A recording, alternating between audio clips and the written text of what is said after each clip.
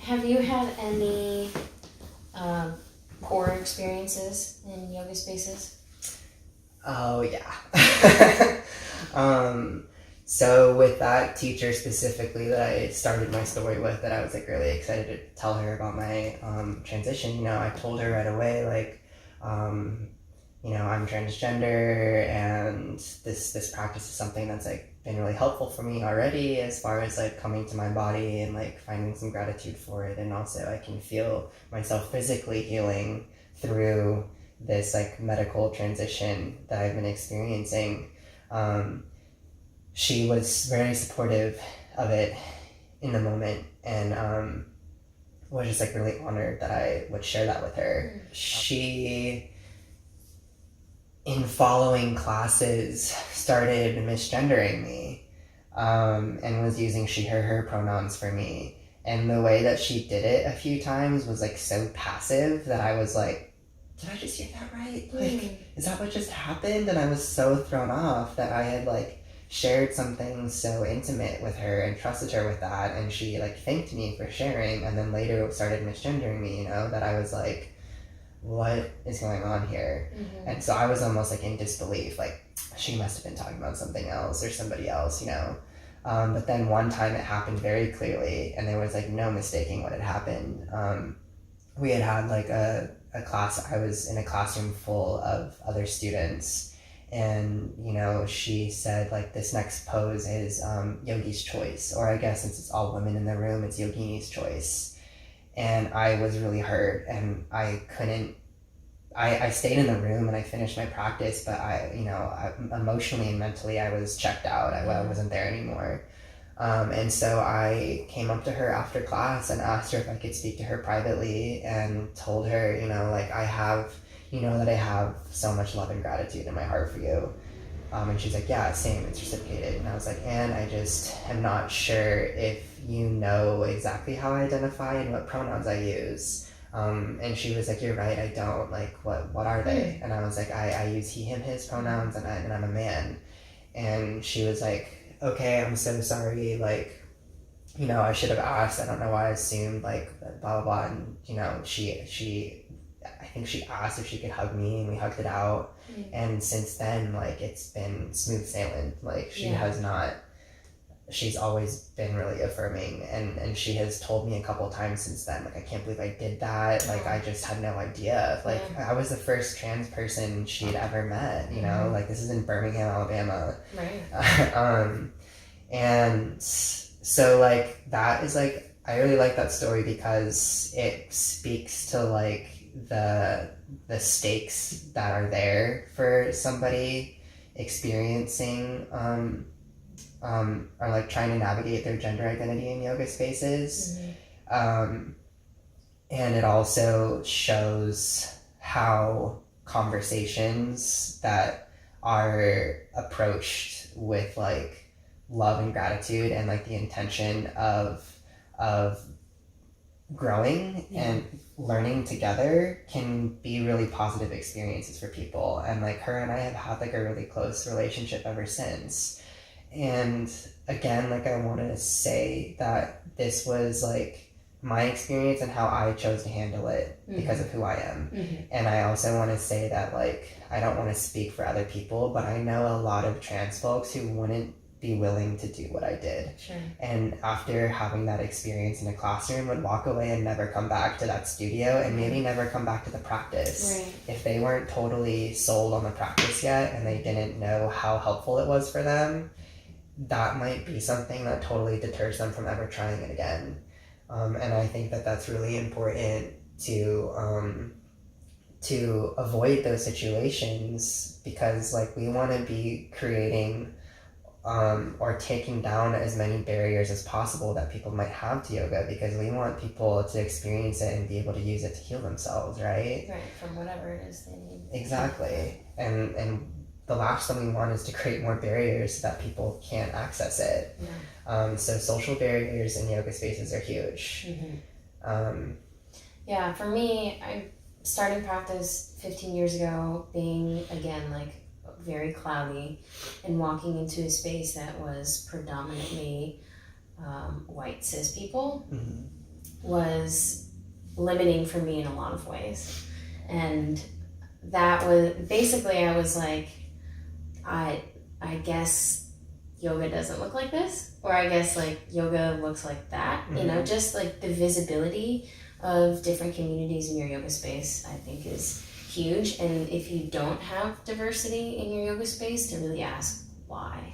You know, like what are you doing? How are you opening your doors, and how available are you making the practice to every type of person to diversify your space? Right. And what boundaries do you have that are making it difficult for certain people to walk in? Right. Because I remember there was like one gay man that was teaching there, and I was like, I'm gonna tell him that I have a girlfriend. You know, it's the first time I was gonna like tell somebody that I had a girlfriend, you know? And instead of just being like, I'm dating someone or something like that, and not feeling safe, or you know, not being sure of somebody's views on things. And just the fact that, you know, he was open about his sexuality, I felt like I could be too. Right. Which isn't, I don't think, necessary. You don't have to necessarily be some sort of open book all the time and be like, you know, I'm gay, like, hi, like, it's fine. You don't have to be, but to just be authentic. You know, people connect with you for different reasons. Right. And whether it's they go up to you and it's like, I don't know why I want to tell you this, but I'm, you know, dating a same-sex partner and I don't feel safe in this space. You know, like, is it okay that I'm here? What do I need to do, or we can do to feel more safe, or whatever it is? It doesn't have to be because they are open about their own sexuality, and maybe they are, and that's why you connected with them. Right. But I think just more diversity in the spaces. Right.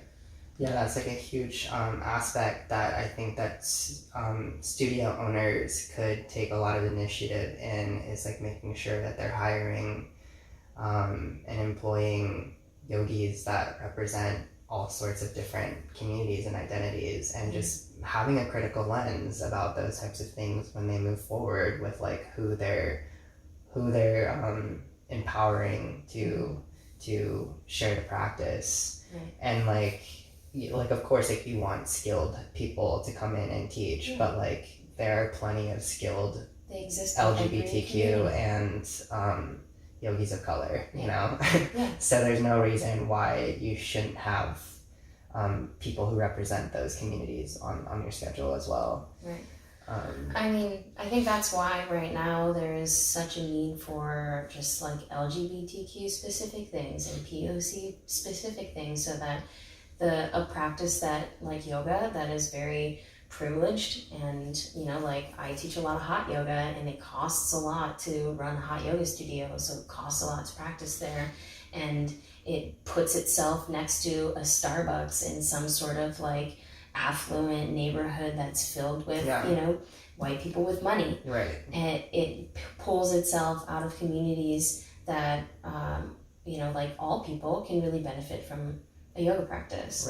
And so, you know, branching out and making sure that we're creating safe spaces to start, and that might be a space that's all LGBTQ plus specific, until the world becomes more diverse.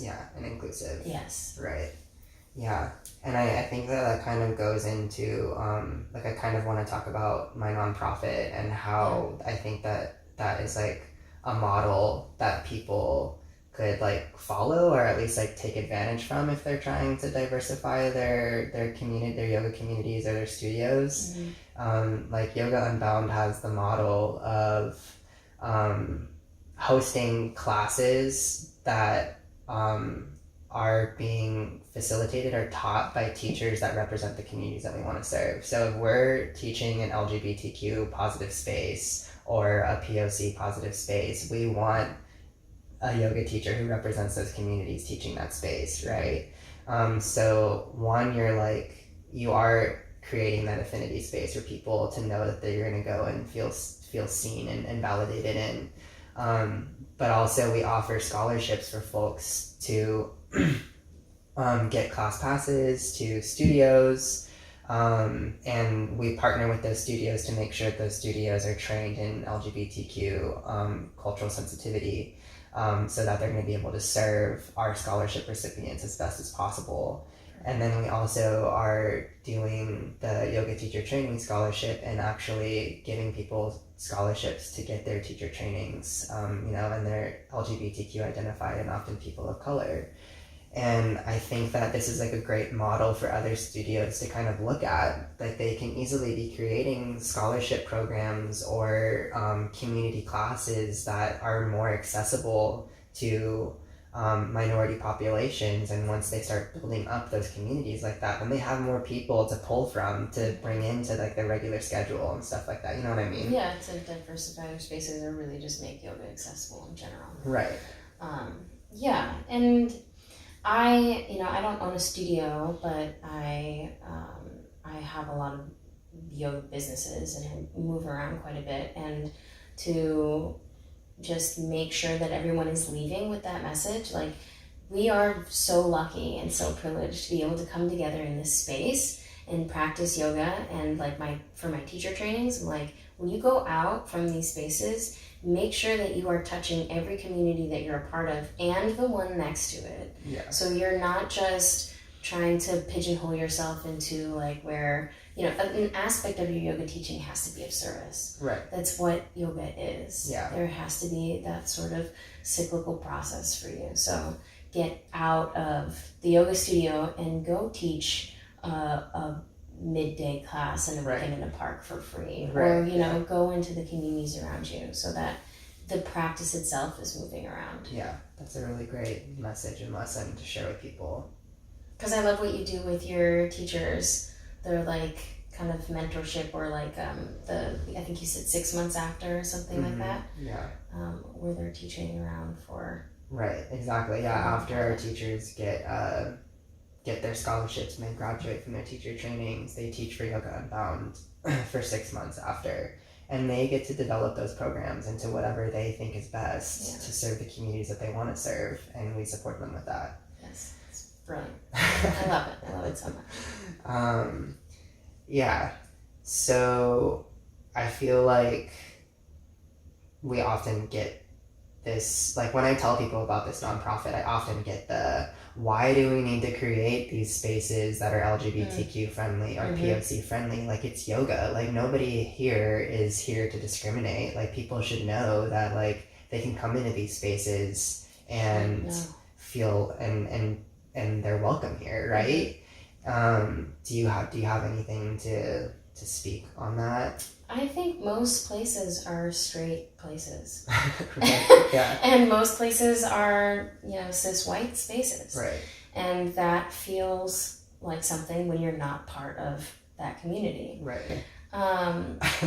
But I think that too is like that kind of yogic generalization of like, we're all yogis and everything's amazing and like, come be yogis with us. And it's like, well, I don't feel safe here. And it's like, but why? We're just all yogis. And it's like you walk into a space where everyone is white, or everyone seems like they're very much identifying as a cis person, and it doesn't feel like a safe space. It doesn't feel like there's common ground. Right. Especially if you're a new student and you walk into a school of, like, if you walk into a space with a lot of people in turbans or something, you're going to be like, don't belong here. Okay, right. Yeah, I should back away. Yeah. And that's totally valid. Like, even traveling, I've talked about it before, like, well, I go to India every year, and I am often the only white face, and there's like one other white person in a crowd, like walking towards each other, and they'll do something like this. Yeah. And it's like, do I know it? Like, yeah. Oh, you want to be friends with me because I'm somebody that looks like I probably speak your language and I look the same as you? Yeah. Okay, have you never been the minority before? Right. So it feels like something. And I think if you've never experienced that, especially as a white person, if you've never been the only white person in a space, you need to get the fuck out of your community and walk into some other communities. Right. Because that's how minority populations feel all the time. All the time. Right. And to not understand that, like, of course, you're not going to understand that if you've never been there, you've never done that. Yeah. So to be welcoming is one thing, but to supply a comfortable and a brave space is another thing. Right. So yes, yoga is for everyone, and yes, it's super welcoming, but how are you presenting yoga? And I think that kind of like, all of this goes back to what we were talking about at the beginning, that it's like, yeah, you can be there to spread this message of like healing and love, but if you've been conditioned to think or assume or act in certain ways, your language and the things that you say and do can be really insensitive and hurtful, and sometimes really offensive for communities that you aren't necessarily are a part of, such as, you know, LGBTQ communities and communities of color. Right. And I think breaking down like that white fragility is real, and it's okay if you, like, everyone in their life at some point has stereotyped or been ignorant in some way, and that's painful to recognize, right? Especially when you start waking up. Yeah. But to not be so aggressive or standoffish when confronted with those types of things, and apologize and try to learn and diversify your understanding of things in communities is the proper response. Right. Yeah. You know? Yeah. And that's another thing that we practice as yogis is humility, right?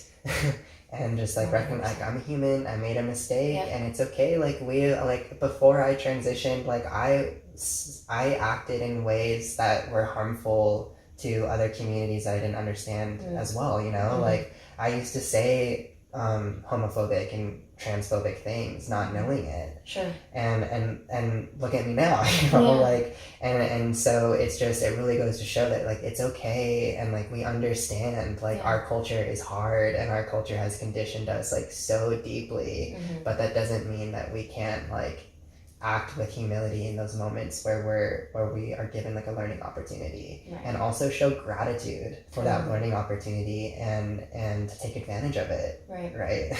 Yeah, because that's another big thing is like it's not their job to teach you, you know, it's not the community that you're not a part of's job to teach you. It's your job to go learn, right? And so when somebody offers a lesson like that, that is a point of gratitude for sure. Right. Yeah. Yeah. And like kind of going back into like being the minority in a space and feeling uncomfortable, like speaking on that from like a trans and